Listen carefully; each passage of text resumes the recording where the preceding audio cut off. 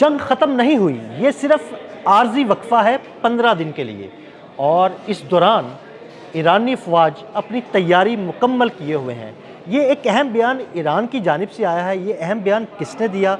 आमिर रज़ा से बात करते हैं। आमिर भाई, अहम बयान है, ईरान की जानिब से आया है, एक अहम शख्सियत की जानिब से आया है। उन्होंने ये कहा है कि जनाब, ये आर्जी वक्फ़ा है 15 दिन का, हम मुकम्मल तैयार हैं, जंग मुकम्मल तौर पर बंद नहीं हुई।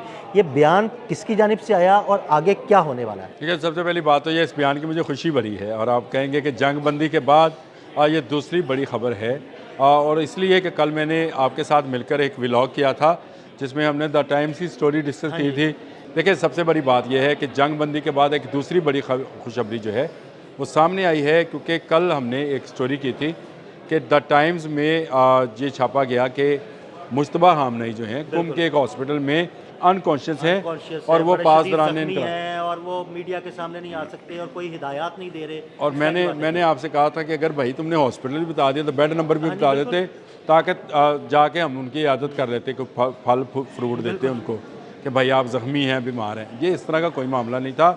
मुश्तबा खामनेई इनके हाथ नहीं आए, और जंग से पहले इन्होंने ये कोशिश की थी कि उनका कोई बयान सामने आए, कोई उसकी लीकेज कुछ सामने आए, ताकि ये उसको निशाना बनवा सकें या बना सकें। लेकिन ये कोई बयान सामने नहीं आया। बयान अब सामने आया जंग बंदी के बाद मुश्तबा खामनेई की तरफ से ही जंग बंदी की अप्रूवल दी गई, और उसके बाद उन्होंने अपने तमाम पासदारान इनकलाब के जो कमांडर्स हैं उनके लिए एक हदायतनामा जारी किया कि वो जो जहाँ पर है वहीं पर रुके, अगले आर्डर आने तक ना छोड़े। पोजीशन ना छोड़ने का मतलब ये है कि आप हालत जंग में ही हैं। ये सीज़ फायर है। ये बात को सारी दुनिया जो है ये समझनी चाहिए कि जब डोनाल्ड ट्रंप ने भी जो ट्वीट किया है, जो हमारे वज़ीर-ए-आज़म ने भी ट्वीट किया है, ये अमन की तरफ पहला कदम है। सही। और सीज़ फायर है। ठीक है। सीज़ फायर का मतलब है कि जो जहाँ पे है वहाँ पर रुक जाए।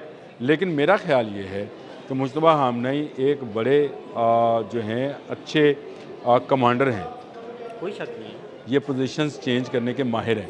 अच्छा। ये इससे पहले जब पासदारान इनकलाब में भी थे तो इनके मतलब ये मशहूर है कि इन्होंने जो फॉर्मेशंस बनवाई थी ये घंटों का काम मिनटों में करने के आदी हैं, और पोजीशंस फ़ौज की बहुत जल्दी में तब्दील करते हैं।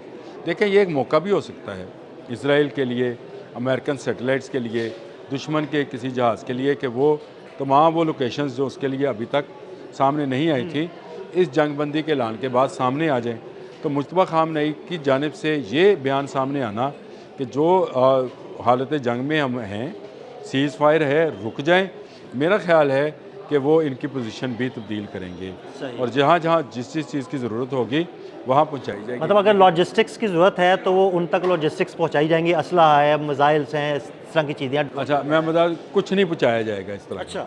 कमांडर चेंज किए जाएंगे। अच्छा। और उनके अहकाम चेंज किए जाएंगे। देखें, इन्होंने तकरीबन 6 से 7 माह जंग की तैयारी की हुई है। इनके लिए ना मिसाइल्स कम की कमी है, ना खुराक की, ना अद्वियात की, ना किसी स्टाफ की। इनके लिए किसी चीज़ की कोई कमी मौजूद नहीं है, और इसकी बुनियादी वजह यह है कि उन्होंने तैयारी ही लंबे अरसे के लिए की थी। उनको पता था कि इन्होंने जंग को तूल पे लेके जाना है, तभी अमेरिका यहाँ पर, क्योंकि अमेरिका की लॉजिस्टिक जो है वो उसका साथ नहीं देगी। आपने देखा जलाल और फोर्ट अब्राहम लिंकन जब अपाहज हुए हैं तो उसके बाद जो तीसरा बहरा था, बहरी बहरा आने में उनको हफ्तों लगे। बिल्कुल। इसका मतलब है कि उसको दूर से आने के लिए लॉजिस्टिक की बहुत ज़्यादा ज़रूरत पड़ती है।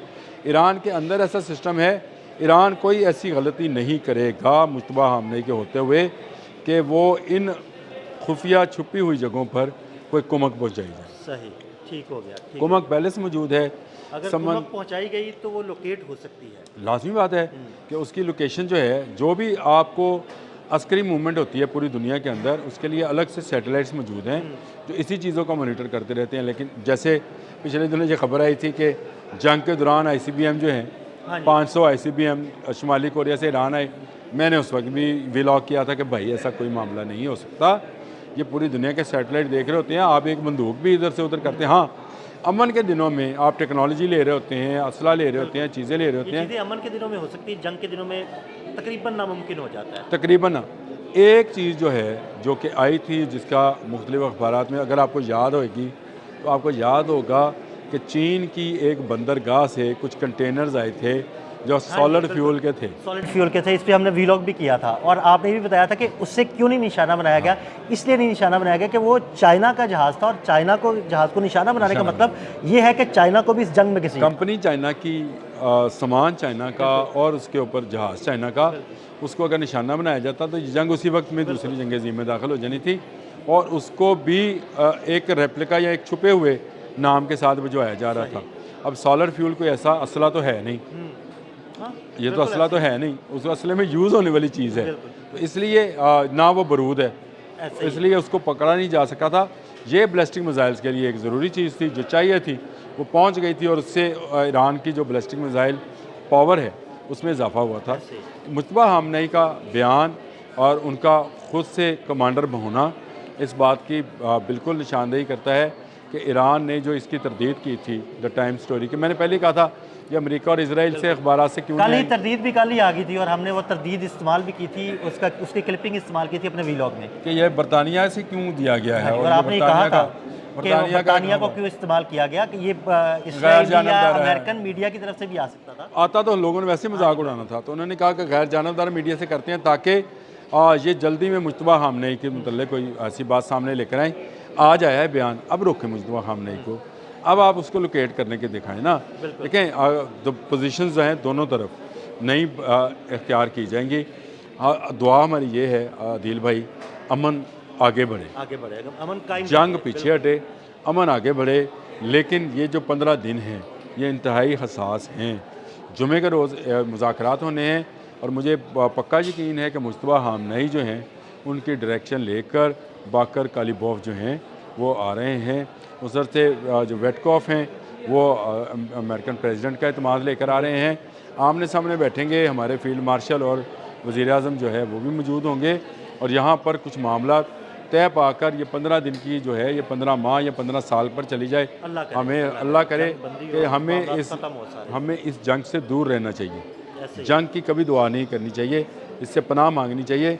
लेकिन मुश्तबा खामनेई का ज़िंदा होने का मैं आपको सच्ची बात बताऊँ, रात जितनी मुझे खुशी वज़ीर आज़म शहबाज शरीफ ने दी फ़ोन करके डोनाल्ड ट्रंप से 15 दिन के लिए जंग रखवाई, उससे दूसरे नंबर पर खुशखबरी मेरे लिए ये थी कि कल जो मैं बातें कर रहा था आपके साथ खड़े होके कि ये सिर्फ एक कैमोफ्लेजिंग सिस्टम है जिसके तहत ये चाहते हैं कि मुश्तबा खामनेई की कोई चीज़ बाहर आए और वो उसको निशाना बनाए।